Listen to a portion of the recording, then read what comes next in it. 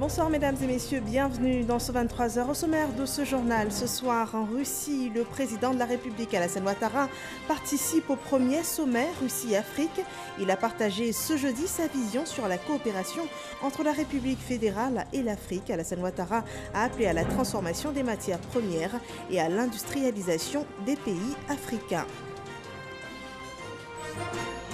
Et ici en Côte d'Ivoire, à Jacquesville, Sassako Benini, le vice-président inaugure un monument marial de 12 mètres de hauteur situé sur un espace dénommé Notre-Dame de Cana, médiatrice de toute grâce. C'est une nouvelle destination de pèlerinage pour les fidèles catholiques que nous vous présentons ce soir. Et un autre événement majeur de ce jour, Amadou Gon Coulibaly entame une visite de travail dans le Tongui. Arrivé à Mans ce jeudi, le chef du gouvernement met en chantier toute la région en lançant les travaux du CHR, de la voirie et l'extension du réseau électrique dans la région. Bienvenue dans ce 23h. À Sochi, en Russie, se tient depuis hier le premier sommet Russie-Afrique. La rencontre accueille 47 chefs d'État africains, dont le président de la République, Alassane Ouattara. À la cérémonie solennelle d'ouverture du premier sommet de haut niveau Russie-Afrique, Alassane Ouattara a appelé à la transformation des matières premières et à l'industrialisation des pays africains par les échanges économiques entre la Russie et l'Afrique.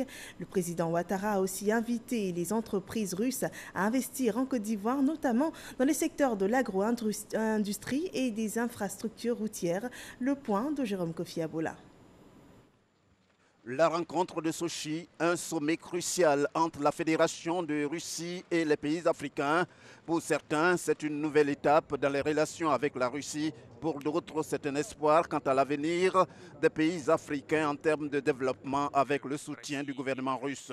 Rencontre co-présidée par le président égyptien Al-Sisi, président de la conférence des chefs d'État et de gouvernement de l'Union africaine, et le chef de l'État de la Fédération de Russie, Vladimir Poutine, hôte du sommet. Tous les deux, ils optent pour la promotion du développement durable basé sur l'intégration par le renforcement et la garantie de la sécurité dans les différents espaces.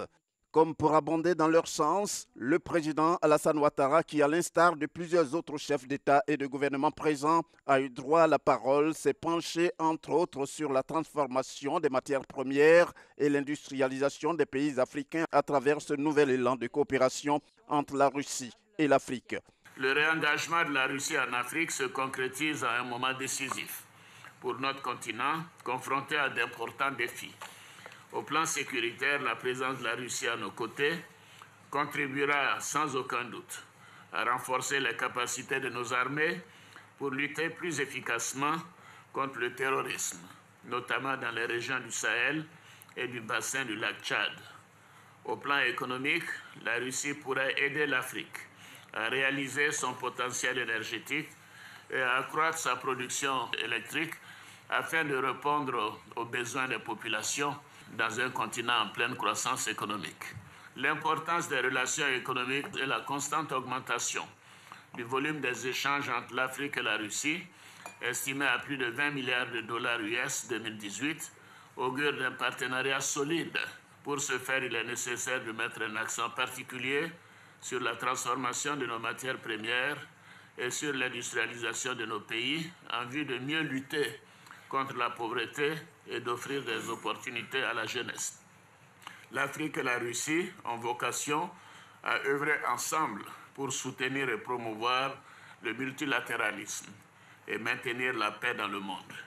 La Côte d'Ivoire se félicite de la contribution importante de la Russie aux opérations de maintien de la paix en Afrique, tout comme du soutien de la Russie à l'Afrique dans le cadre de la réforme du Conseil de sécurité des Nations Unies. Au plan bilatéral, je salue la bonne qualité des relations qui unissent nos deux pays et l'augmentation constante du volume de nos échanges.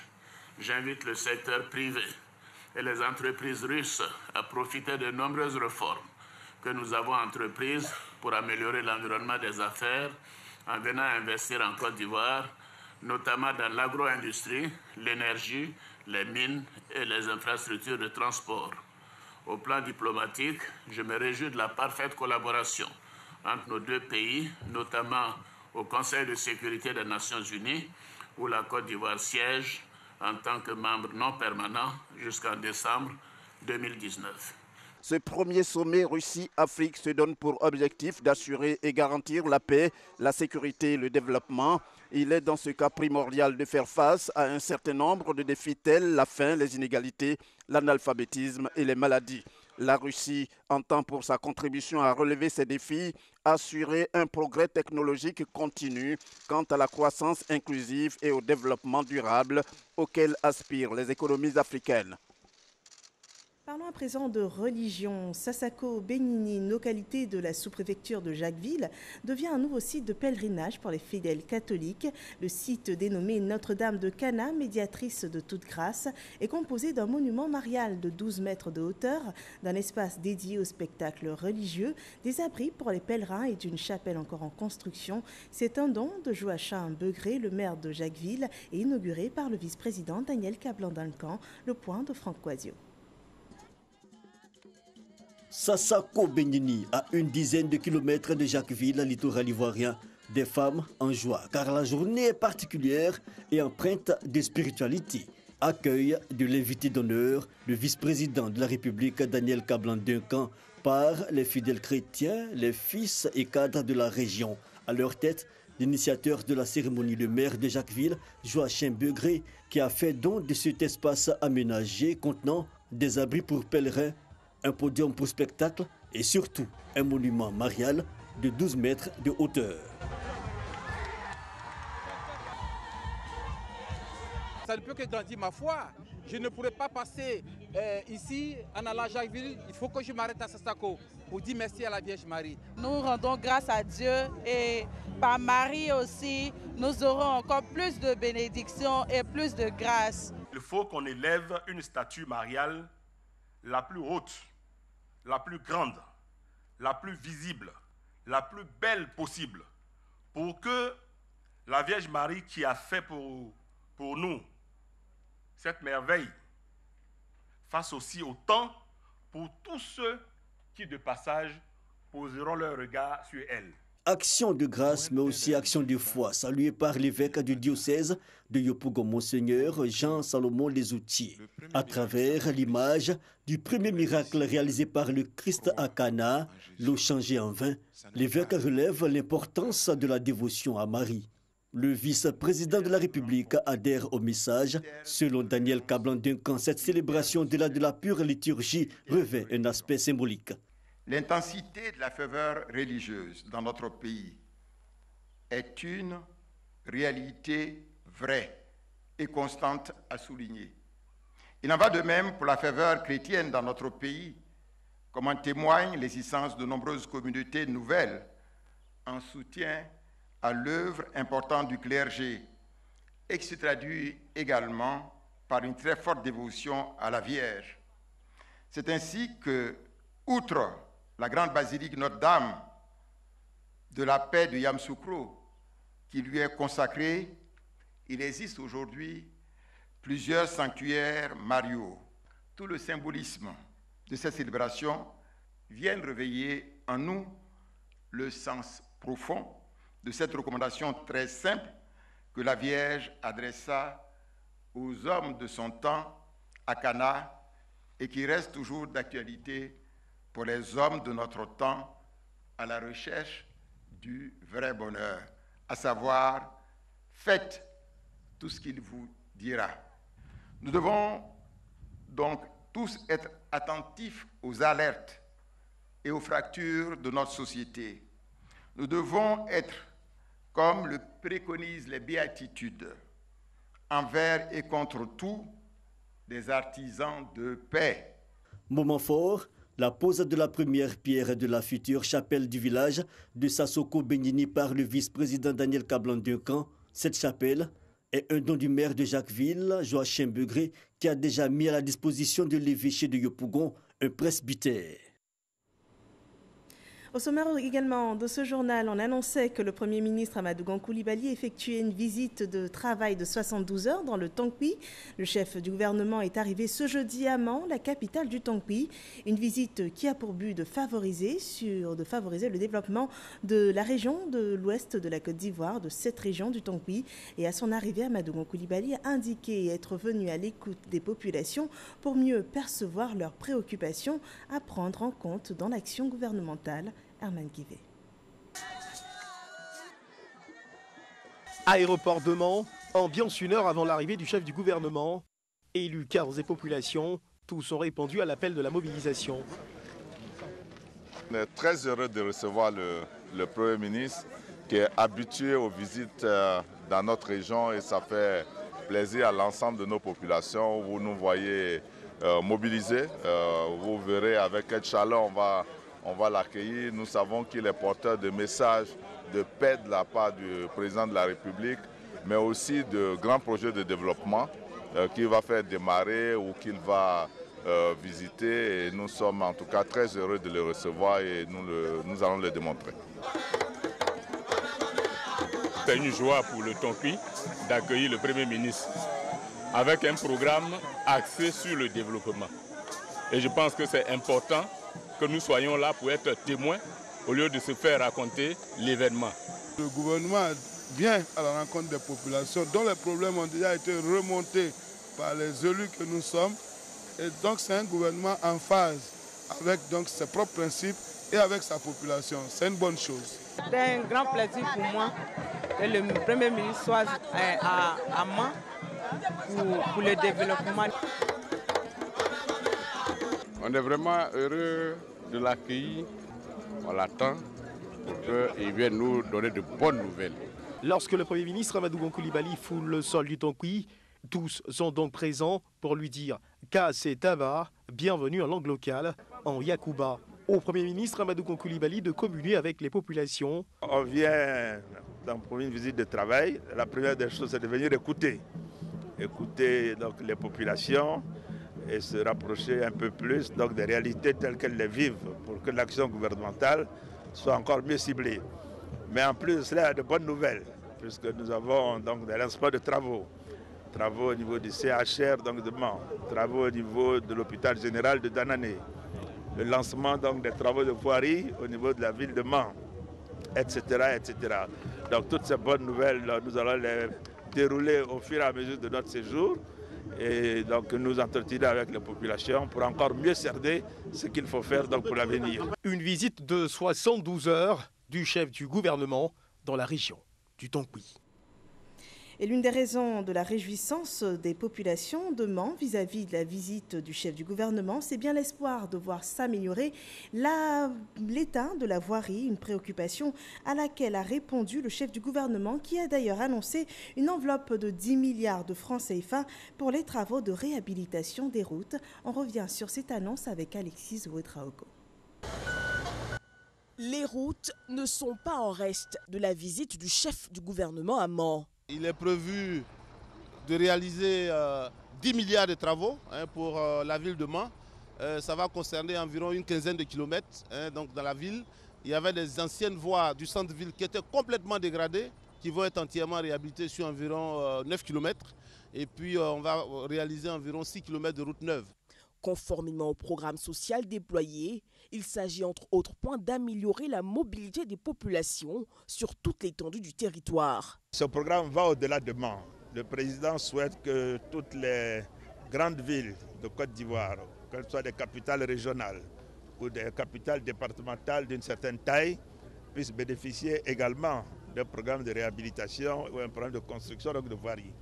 Donc aujourd'hui, nous lançons Mans, mais nous aurons l'occasion donc de faire la même chose dans d'autres villes de Côte d'Ivoire qui attendent elles aussi donc le bitume.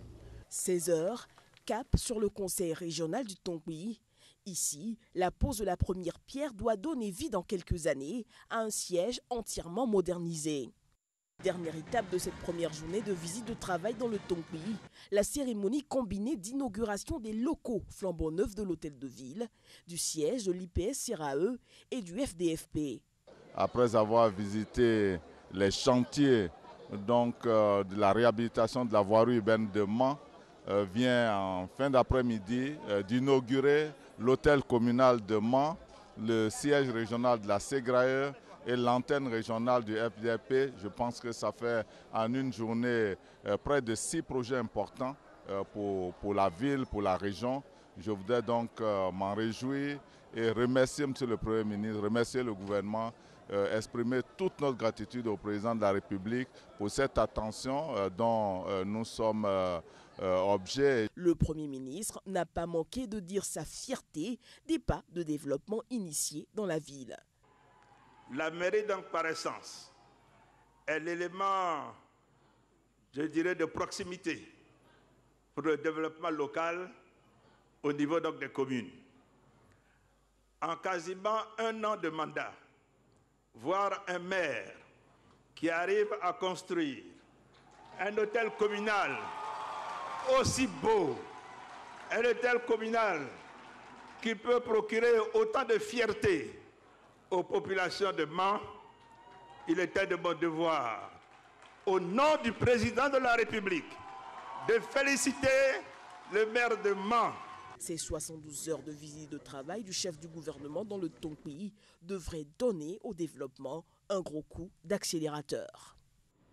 Et aussitôt arrivé à Mans, le chef du gouvernement a procédé à la pose de la première pierre du CHR de Mans.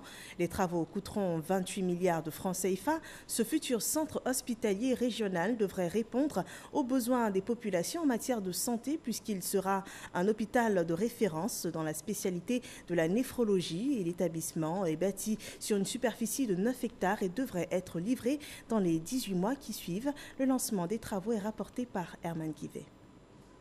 Un nouveau CHR pour la ville de Mans. L'ouvrage sortira de terre dans 18 mois.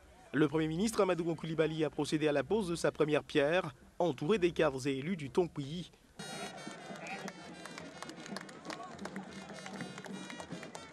Le centre hospitalier et régional de Mans vient à coup sûr répondre à un besoin clairement exprimé par les populations.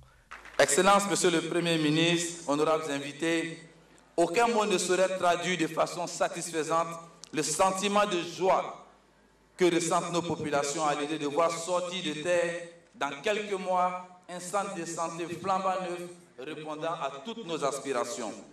Je voudrais encore vous réitérer toute la gratitude des populations des différents départements de la région du Tongpi, en général et en particulier celle des départements de Mans, pour ce geste de haute portée sociale. La cérémonie de ce jour, qui concerne la construction du CHR de Mans, s'inscrit parfaitement dans la continuité des actions de mes prédécesseurs. Et parmi mes prédécesseurs, il y avait Albert Mabry-Toipus, mais également s'inscrit parfaitement dans les actions contenues dans la politique de bien-être social et sanitaire de son Excellence le Président de la République, Alassane Ouattara, définie dans le programme national de développement 2016-2020, auquel est arrimé le programme national de développement sanitaire.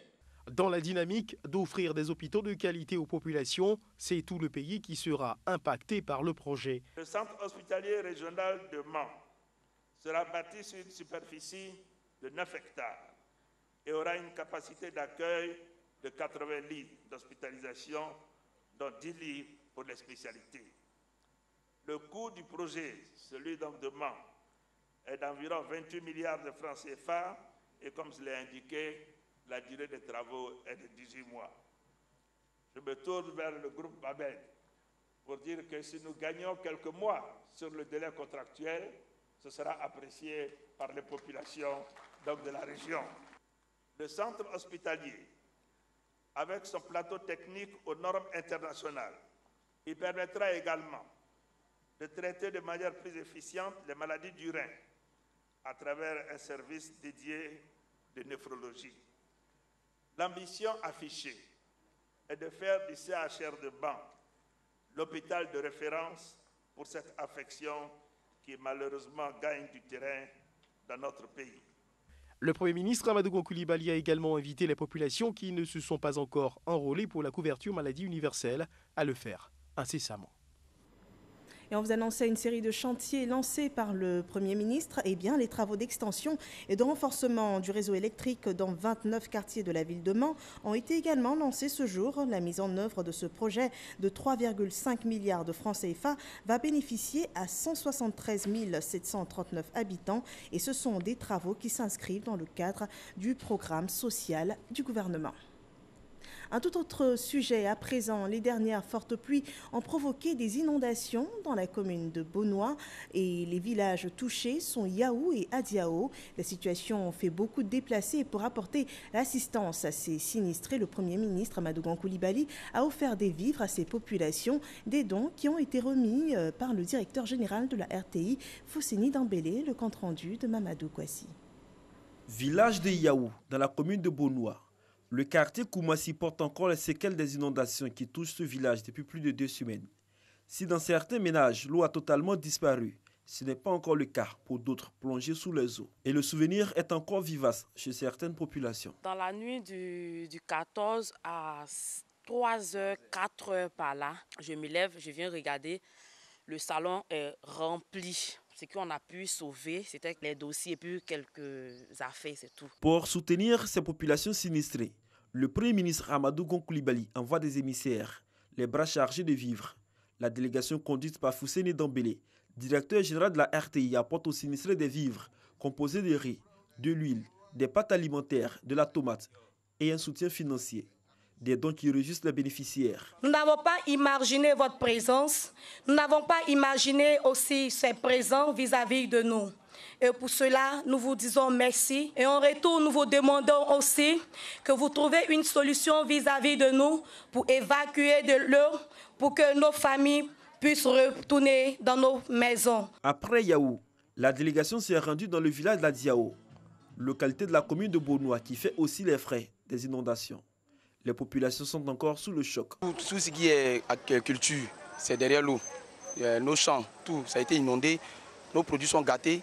Et vraiment, aujourd'hui, on peut parler de la famine parce que nous voulons tout est gâté. Ce dont nous va droit au cœur, parce que la population a été vraiment sinistrée. Et pendant les périodes difficiles, quelqu'un venait vous apporter de l'aide. Vous ne pouvez que remercier Dieu pour lui dire merci. Fousseni Dambélé, chef de la délégation, a au nom du Premier ministre Amadou Koulibaly exprimé la compassion du gouvernement ivoirien à ces sinistrés. Pour lui, ce dont vient répondre aux besoins immédiats des populations. Dire à nos populations que les moments difficiles qu'elles traversent sont partagés par l'ensemble de l'État de Côte d'Ivoire. Les actions sont en train d'être déployées pour atténuer leurs souffrances. Je voudrais vous dire que vous n'êtes pas seul. Le président de la République sait et a instruit le gouvernement qui est au travail pour faire en sorte que ce ne soit plus qu'un mauvais souvenir, ce genre de drame que nous avons vécu. Que ce qui doit être source de soulagement ne doit pas donner lieu à des divisions entre vous. Le partage de ces dons ne doit pas aboutir à des querelles. Au contraire, en période de sinistre, de crise, il faut être soudé, il faut être uni. Pour la circonstance, le représentant du Premier ministre est accompagné des délégués du RHDP. Le RHDP est venu pour porter sa part de douleur. Mais c'est pour vous dire que le RHDP a un visage humain et compte vivre au quotidien les réalités d'abord ses membres, puis des populations. Le directeur général de la RTI, représentant le Premier ministre Amadou Koulibaly, a assuré aux jeunes, aux femmes et à l'ensemble des populations qu'il transmettra fidèlement leurs préoccupations au Premier ministre Amadou Koulibaly afin qu'une solution immédiate soit trouvée pour leur bien-être. La France et la Côte d'Ivoire, unies contre le terrorisme, invitent les États africains à fédérer leurs efforts pour une lutte efficace. Et pour cela, il a été mis en place le projet d'Académie internationale de lutte contre le terrorisme. Ce projet a été présenté ce jour et il s'agira de créer une communauté et une culture du contre-terrorisme. Suivons ces explications de Abou Sanogo. Présenter aux responsables et représentations diplomatiques les avancées et les perspectives de l'Académie internationale de lutte contre le terrorisme. C'est l'enjeu de la présentation officielle du projet d'Académie internationale de lutte contre le terrorisme. Un projet franco-ivoirien intégré et interministériel qui traduit la volonté de la France de soutenir les États africains dans la lutte contre le terrorisme. Il va permettre aux États du continent de disposer ainsi d'un réseau africain de cadres et d'unités à la fois plus autonomes et plus interopérables en cas de crise. C'est la Côte d'Ivoire et la France qui ensemble ont initié avec cet acte fondateur de nos deux présidents. Mais c'est un projet pour le continent. C'est un projet pour la sous-région. Donc l'important, c'est l'intégration de tous. Les premiers bénéficiaires de ce projet seront les pays de la sous-région. Une initiative comme celle-ci devrait être saluée et aussi voir dans quelle mesure les pays membres des autres sous-régions pourraient également profiter de cette académie. C'est un projet qui nous intéresse à plus d'un titre parce que ça prépare l'avenir, j'allais dire un peu le futur de la lutte contre le terrorisme. Le ministre d'État, ministre de la Défense Ahmed Bakayoko invite les États à s'approprier ce projet structurant. La question du terrorisme aujourd'hui, c'est menace la paix globale. Tout ce qui se passe dans le Sahel, tout ce qui se passera en Côte d'Ivoire impacte la stabilité mondiale. Donc si nous les États, nous ne nous intégrons pas, nous n'avons pas une synergie d'action, ils auront toujours un coup d'avance sur nous. C'est pour ça que je lance un appel pour que nous puissions tous soutenir cette initiative, soutenir dans l'urgence les pays du champ, le Mali, le Burkina et le Niger qui font face à cette menace au quotidien. Il faut qu'on soit ensemble pour apporter une réponse globale. Déjà, les premiers stages dédiés aux cadres ont débuté dès juin 2019 et ont été ouverts aux pays du G5 Sahel et du Golfe de Guinée depuis le mois de septembre. Installée sur le site de Jacquesville, sur plus de 1000 hectares, l'Académie internationale de lutte contre le terrorisme concentrera les activités en un lieu unique afin de favoriser les synergies de réflexion, de formation et d'entraînement des acteurs de la lutte contre le terrorisme. Une autre perspective qui a, elle, abouti, une plateforme digitale de paiement des frais des actes consulaires a été élaborée par la Direction générale du Trésor et de la comptabilité publique. Cette nouvelle plateforme facilitera l'obtention de documents administratifs à distance pour les Ivoiriens de la diaspora. L'objectif est d'assurer la transparence et la traçabilité des fonds et de renforcer l'efficacité et la sécurité des paiements. Le point de Lansine Bakayoko. Cette démarche de collecte électronique des droits de chancellerie s'inscrit dans le processus de digitalisation de l'administration ivoirienne. Il s'agit en effet de mettre en place des modes opératoires dématérialisés en s'appuyant sur des outils variés comme les logiciels métiers afin de faciliter l'obtention de documents administratifs à distance par les Ivoiriens de la diaspora. Les retombées de cet outil sont considérables, tout comme les passeports et les visas biométriques qui relèvent de la SNEDAI. Les actes consulaires peuvent désormais être demandés à distance, permettant ainsi à l'usager de réaliser des économies aussi bien en temps qu'en ressources financières. En ce qui concerne son fonctionnement, l'usager effectuera une demande de documents et réglera ses droits de chancellerie instantanément sur la plateforme de paiement. Pour le ministre de l'Économie et des Finances, le système présente au moins 3 avantages majeurs. Le premier avantage, c'est la question de la traçabilité et de la sécurisation des ressources. Le deuxième avantage, c'est la réduction des coûts de transaction qui va avec également le gain de temps. Le troisième avantage que je vois, c'est qu'on a un outil ici qui est en ligne avec un État moderne. Bien plus, il est question en plusieurs points de participer à l'attractivité de la Côte d'Ivoire en offrant un outil fiable et pratique pour la délivrance des actes publics et de crédibiliser les relations vis-à-vis des partenaires financiers. La caravane UE Magic Tour sillonne le pays depuis le 15 octobre dernier. C'est une tournée de 17 étapes à l'initiative de la Fondation Magic System et de l'ambassadeur de l'Union européenne. Le bus de la crème des artistes ivoiriens a marqué un arrêt à Daloa pour sensibiliser les populations au danger de l'immigration clandestine à travers des échanges directs, des témoignages et surtout des concerts. Et revenons avant de terminer sur cet événement qui rassemble à Sotchi en Russie 47 chefs d'État africains et la Russie. Il s'agit du sommet Russie-Afrique auquel prend part le président de la République Alassane Ouattara. À la cérémonie solennelle d'ouverture de ce premier sommet de haut niveau Russie-Afrique, Alassane Ouattara s'est exprimé sur la transformation des matières premières et sur l'industrialisation des pays africains par les échanges économiques entre la Russie et l'Afrique. Le président Ouattara a aussi invité les entreprises russes à investir en Côte d'Ivoire et notamment dans les secteurs de l'agro-industrie et des infrastructures routières. Voilà, c'est la fin de cette édition. Demain, Kolo Koulibaly vous présentera l'édition de 23h et je vous retrouve lundi avec beaucoup de plaisir. Bonsoir à tous.